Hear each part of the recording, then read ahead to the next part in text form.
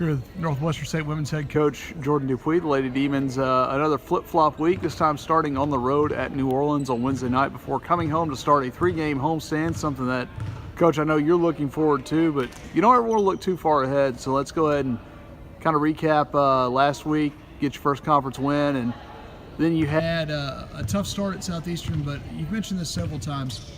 This team, for the most part, will fight, and it certainly fought back Saturday against Southeastern, even if it did come up just short. Yeah, you look at Sam Houston and didn't play particularly well, played good enough to win. There's a lot of things that we did well, a lot of things that we didn't, especially execution on both ends of the floor late. Some silly fouls, some silly passes. You got to give them a lot of credit for fighting too. It was a dog fight, and we were lucky to pull it out.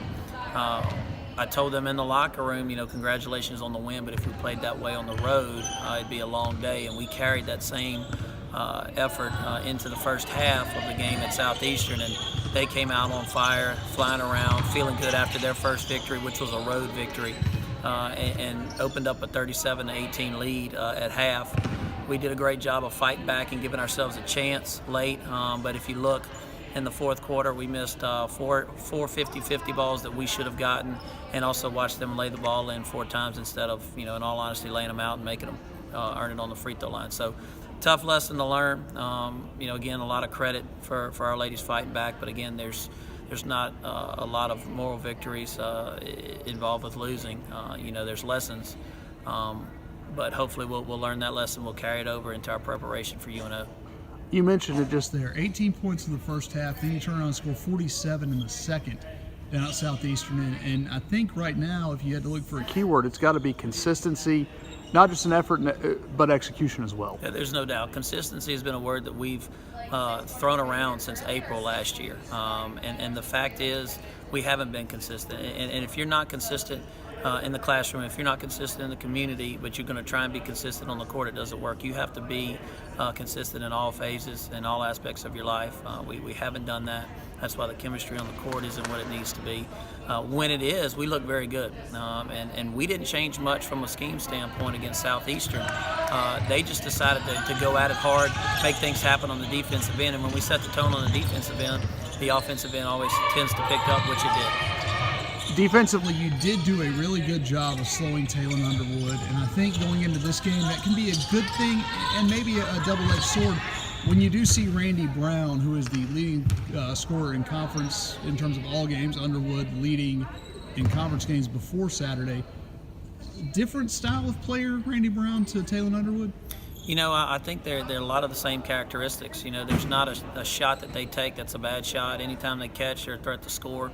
Run a lot of the same things for Taylor and Randy as far as ball screens and the freedom that they have to shoot it whenever they want. So Southeastern was a good preparation for UNO. The thing that we didn't do well, we got it out of Taylor's hands early and did rotate to other players, and they made shots and they made plays. So we're going to change some things up against UNO, making sure that we contain a lot of their players, because their top 3 averages in conference 48 of their 64 points. So it's not like you can just take away Randy and feel like you're going to be okay. So much better effort is going to be needed to fly around. They're going to put us in a lot of scramble situations, but we've got to make sure that we're there on every catch and we block them out. And again, it starts from the tip. You can't play 20 minutes, you got to play 40.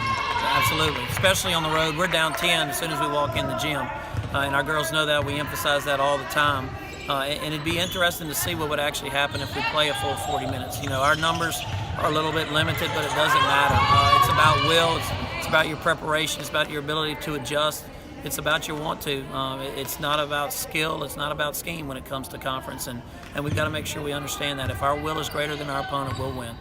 You turn your focus to Central Arkansas, you get to come home, it's going to be Pack Breaker, it's going to be the Orange Out, it's going to be the Chili Cook-Off, so a lot of reasons to come out on Saturday, aside from just the game itself.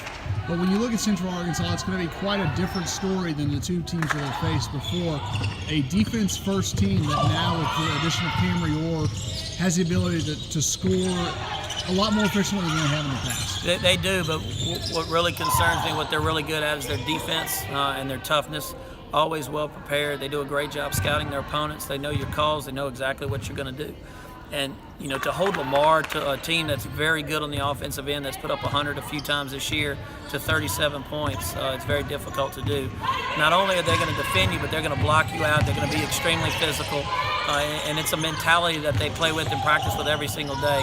That's always been Coach Rushing's ammo is defend and rebound and be tough, and that's going to win you a lot of games. So after UNO, we've got to make sure that we prepare ourselves for that type of physical game on Saturday, make sure we're very efficient on the offensive end and make them score from the perimeter. You mentioned knowing Sandra Rushing's MO. I know there's one player that you're very familiar with, and that's Kiara Jordan on that UCA roster. And she's been a handful in the league. She's always been a handful. Kiara does a great job of using her body. When we recruited her out of high school when I was at Southern Miss, that was one thing that we were very impressed with. She's an undersized post, but she played like she was 6'2", 6'3", because she would create so much space with her body. Unbelievable footwork, way quicker first step than you would think, and she's also done a great job of stepping away from the basket and be able to score. And the thing that she's done up there is worked even harder on her conditioning, and that's made her a really good player. So she's going to definitely be a handful. Our girls are going to have to be ready to be in a stance and play a physical brand of basketball, otherwise she's going to hurt you.